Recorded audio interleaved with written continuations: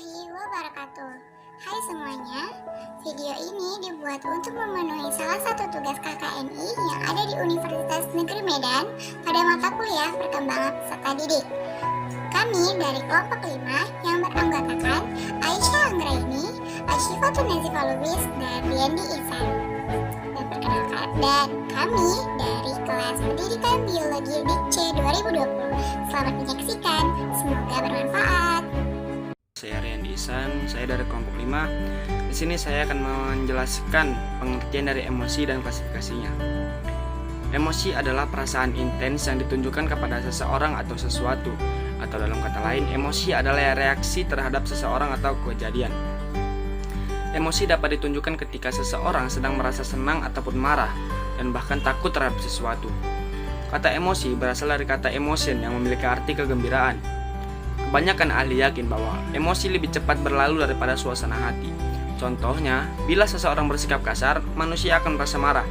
Perasaan marah tersebut mungkin datang dan pergi dengan cukup cepat. Namun, apabila seseorang sedang mengalami suasana hati yang buruk, maka seseorang tersebut akan merasa tidak enak untuk beberapa jam.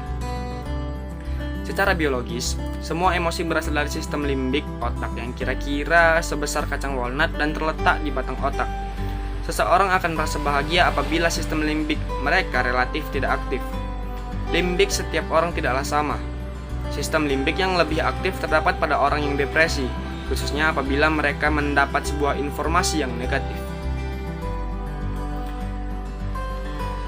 Emosi adalah penting terhadap pemikiran rasional karena emosi memberikan informasi penting mengenai pemahaman terhadap dunia sekitar.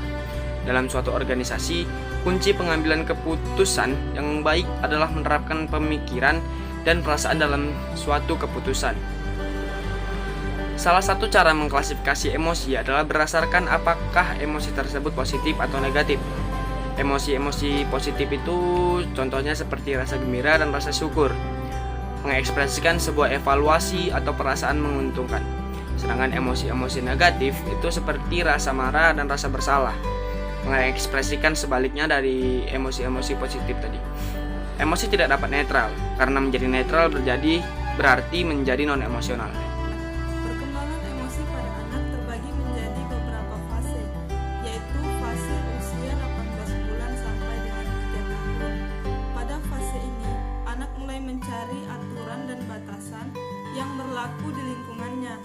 Fase ini, anak belajar membedakan cara yang benar dan cara yang salah dalam mewujudkan keinginannya.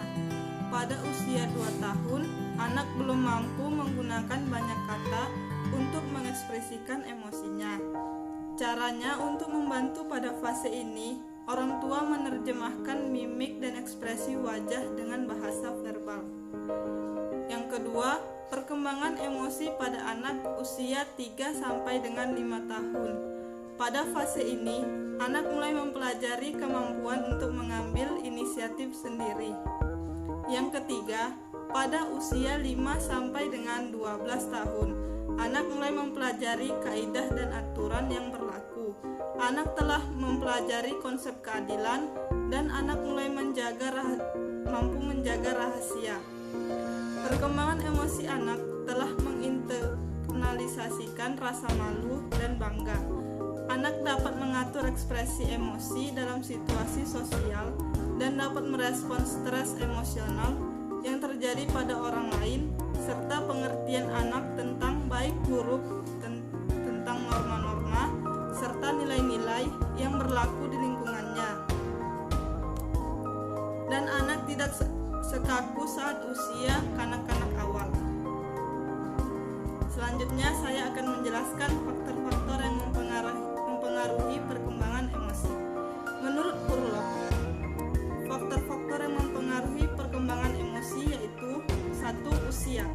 Semakin bertambah usia individu, diharapkan emosinya akan lebih matang dan individu akan lebih dapat menguasai dan mengendalikan emosinya. Yang kedua, perubahan fisik dan kelenjar. Perubahan fisik dan kelenjar pada diri individu akan menyebabkan terjadinya perubahan pada kematangan emosi. Yang ketiga, pola asuh orang tua. Pengalamannya berinteraksi di dalam keluarga akan menentukan pola perilaku anak terhadap orang lain dan dalam lingkungannya. Salah satu faktor yang mempengaruhi dalam keluarga adalah pola asuh orang tua. Upaya atau cara yang dapat dilakukan agar dapat mengontrol perkembangan emosi pada remaja. Nah, seperti yang kita ketahui, remaja adalah masa peralihan dari masa kanak-kanak menuju ke masa dewasa. Pada masa remaja itulah terjadi puncak emosional yang meningkat, seperti rasa kecewa, rasa sedih, amarah yang terjadi sehingga dapat meledak, terus murung, pendiam, rasa tidak percaya diri. Itu merupakan salah satu bentuk dari emosi pada remaja. Nah, oleh karena itu, ada beberapa cara yang dapat dilakukan agar emosi mereka dapat terkontrol dan dapat terkendalikan. Berikut adalah cara-caranya. Pertama, dengan melakukan relaksasi. Dengan melakukan relaksasi, hal tersebut dapat mengendalikan dan mengontrol emosi yang terkadang tidak tertahankan sehingga muncul secara atau meledak secara tiba-tiba. Yang kedua, yaitu hindari hal-hal yang dapat memicu emosi. Nah, jangan menyiramkan minyak lampu kepada api yang sedang menyala. Tahu sendiri kan akibatnya seperti apa? Oleh karena itu, jika seorang remaja sedang emosi atau sedang membentak Anda, jangan kembali membentak mereka, tapi biarkanlah atau berikanlah mereka waktu beberapa saat untuk dapat memikirkan konsekuensi apa yang mereka terima dari hal yang mereka lakukan. Nah, untuk itu diperlukanlah peran orang tua dan peran seorang guru untuk dapat mengarahkan mereka atau melakukan komunikasi yang positif agar mereka dapat menganalisis segala sesuatu yang telah mereka lakukan, baik buruknya. Apabila seorang remaja tidak dapat mengontrol emosinya, hal tersebut dapat merugikan dirinya sendiri dan merugikan orang lain. Nah, oleh karena itu, emosi tersebut dapat dialihkan menjadi emosi yang positif ketika mereka mengalihkan emosi mereka kepada hal-hal yang merupakan hal-hal yang menyenangkan bagi mereka, seperti melakukan hobi, bermain musik, bernyanyi, berenang, menulis, membaca, dan banyak hal lainnya. Dengan begitu, mereka tidak akan merugikan diri mereka dan merugikan orang lain. Selanjutnya yang perlu dilakukan yaitu mengawasi remaja.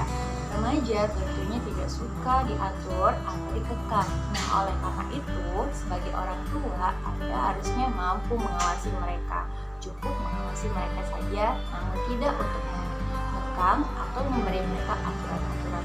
Karena sejatinya pada masa remaja merupakan masa di mana mereka mencari jati dirinya. Jadi, Anda hanya harus mengawasi mereka.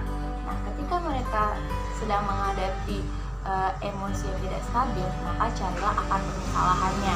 Namun, jika mereka telah sudah sering terjadi berulang-ulang, maka nasihatilah mereka dan suruh mereka berpikir apa dampak yang akan mereka terima dari perbuatan yang mereka lakukan tersebut. Emosi seharusnya dapat diluapkan. Nah, terkadang remaja menutupi atau memendam perasaannya, seperti rasa kecewa, rasa sedih, rasa amarah. Nah, hal tersebut tidak baik untuk psikisnya. Nah, jadi ajaklah mereka atau suruhlah mereka untuk meluapkan emosi yang ada di dalam diri mereka dengan seperti menangis atau menceritakan kekesalan atau perasaan mereka terhadap orang-orang yang ada di dekatnya. Hal tersebut dapat mengendalikan emosi mereka agar lebih terarah dan menjadi lebih positif, sehingga tidak merugikan diri sendiri dan merugikan orang lain. Nah, yang selanjutnya yaitu ajaklah mereka untuk liburan atau merefreshingkan diri. Hal tersebut akan menjernihkan kembali perasaan mereka sehingga mereka dapat mengontrol emosinya lebih baik karena ketenangan jiwanya sudah mulai stabil. Yang selanjutnya yaitu suruhlah mereka untuk introspeksi diri terhadap diri mereka sendiri. Mengapa mereka bisa merasakan kecewa terhadap orang lain? Apakah dari diri mereka ada terjadi kekurangan? Yang terakhir yaitu ajaklah mereka untuk membangun rasa empati diri dan introspeksi diri, serta ajaklah mereka dengan berikan mereka hiburan. Nah, dapat dilakukan dengan melalui beberapa games yang dapat diterapkan oleh para guru di sekolah. Misalnya permainan role game, role playing, dan permainan debat. Hal itu dapat membentuk perkembangan emosi mereka. Nah, sebagai seorang guru nanti akan dapat melihat perkembangan emosi mereka itu positif atau negatif, atau terarah baik atau tidak. Nah, dikarenakan dengan melakukan debat, mereka akan menerima pendapat atau masukan dari orang lain.